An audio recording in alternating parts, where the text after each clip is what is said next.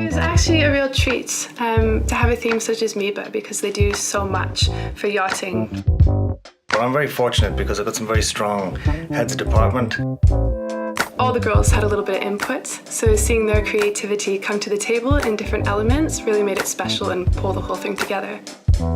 They come up with a plan and we discuss it, but they're very self-sufficient. We really wanted to pull out the key elements and the key fundamentals. So the deck crew, they actually constructed a trellis for us to hang the flowers. We've never done that before, it's the first time. There was nothing there before.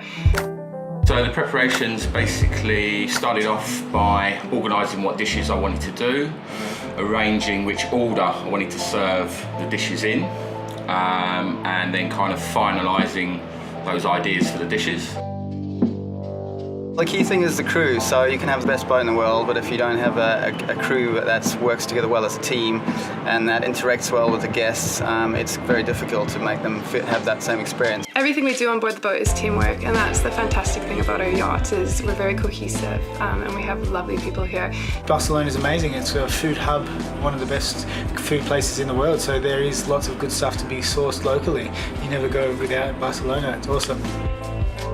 Normally when we meet the guests, we have a full crew line up on the main deck aft downstairs. So that's the first thing the clients see as they walk towards the boat. There's some fantastic boats in this show. We've got some very stiff competition and some great crew out there as well, so we'll do our best. When you have that really good environment on board, they feel it and their experience is tenfold better. No matter how prepared you are on the day of an event, it's always the little things pop up and you're like, oh. The most exciting part about today is just being on show and working together as a team and showing what we can do. It was an effort all the way around and a nice team building exercise as well, just before season starts. One of the mottos we have is one team, one dream, and that's literally for that reason. If we win, it'll be a bonus, but as a friend of mine from home always says, it's the taking part that counts.